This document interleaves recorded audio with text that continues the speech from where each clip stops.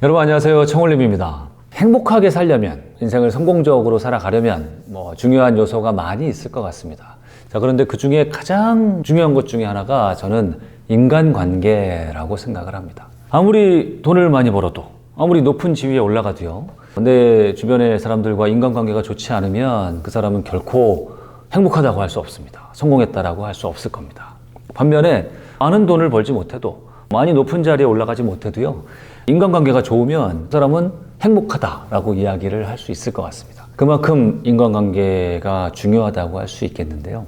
그럼 어떻게 하면 내 주변 사람들과 이 관계를 좋게 하면서 이렇게 행복한 삶을 영위할 수 있을까? 이런 고민을 좀 해봐야 되는데, 제가 예전에 이런 강의를 좀 들은 적이 있어요. 그 강의 때 들었던 내용들 중에 정말 괜찮은, 그리고 지금까지도 기억에 남는 재미나는 이야기가 있어서 여러분과 좀 공유를 하려고 합니다.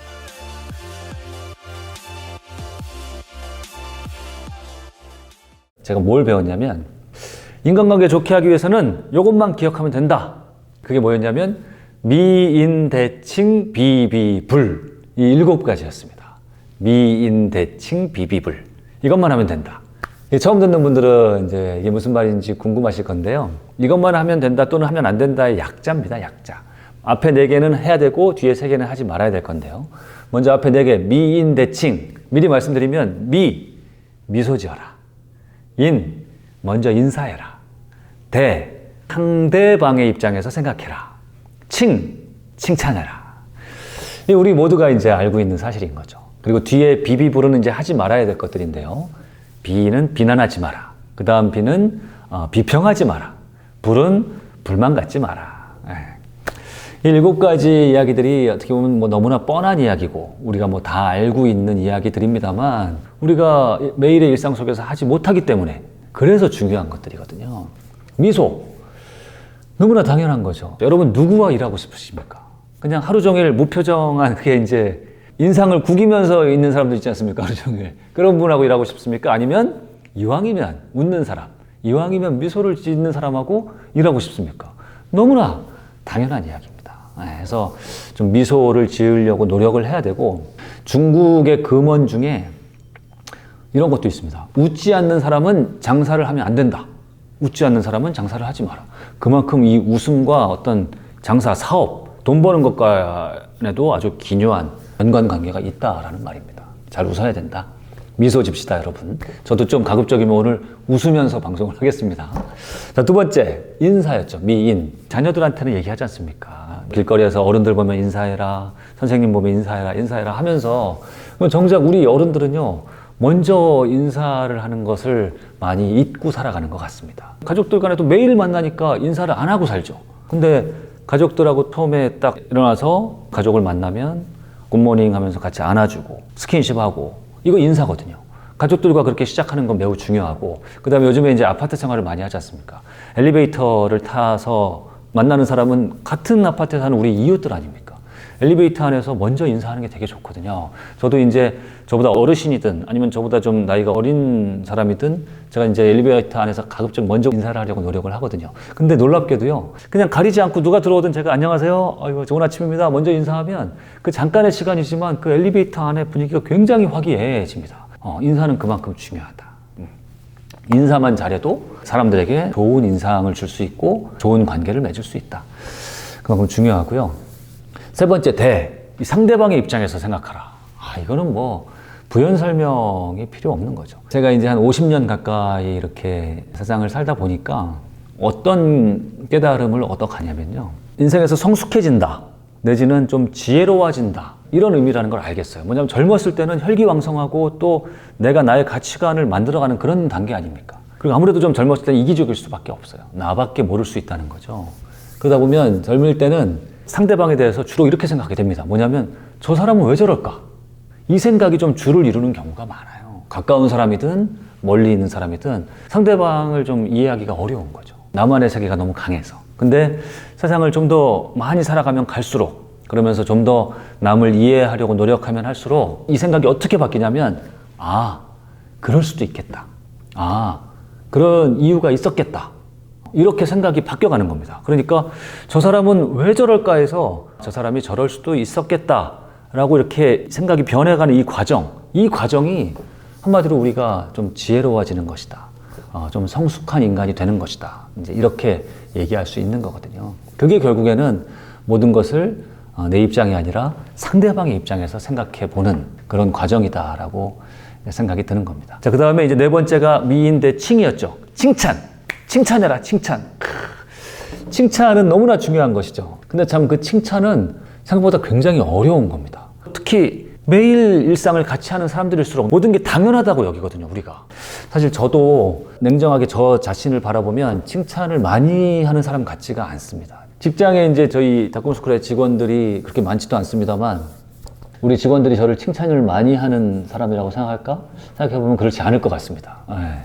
그러네요. 칭찬을 많이 하지 않고 오히려 칭찬보다는 지적을 많이 하지 않는가 그런 생각이 듭니다. 어떤 책을 읽어보니까 이런 얘기가 나옵니다. 미국에서요, 가출한 주부들, 집을 나간 주부들을 대상으로 조사를 해봤다는 겁니다. 왜 집을 나갔는지, 집을 나간 이유가 어떤 이유들이 있는지를 쫙 그 항목별로 조사를 해봤는데 놀랍게도요, 경제적으로 어려워서, 남편과 싸워서, 성격 안 맞아서 이게 아니었다는 겁니다. 주부들이 집을 나간 아주 대표적인 이유가 뭐였냐면 남편과 아이들한테 인정을 받지 못해서, 칭찬을 받지 못해서 그게 싫어서 집을 나간 이유가 가장 많았더라는 겁니다.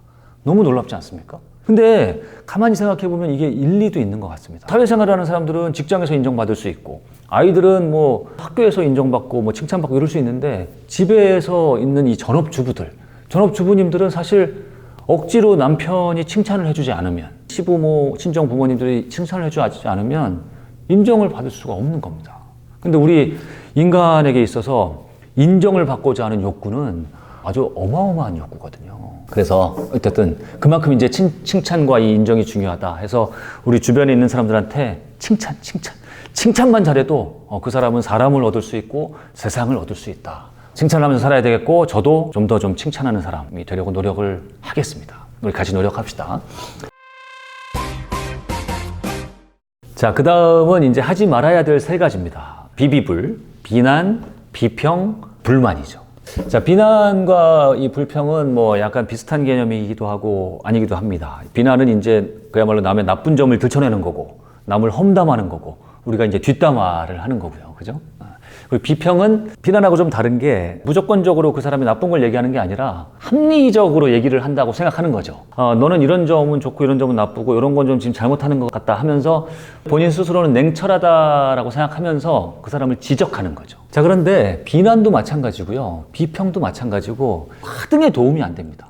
여러분 생각해 보십시오. 여러분이 그게 아무리 옳은 얘기더라도 남의 나쁜 점을 들춰내고 우리가 그 사람을 비난하고 험담하고 뒷담화하고 할 때 기분이 좋아진 적 있습니까? 그게 좋은 에너지로 이렇게 전환된 적 있습니까? 그렇지 않다라는 얘기예요.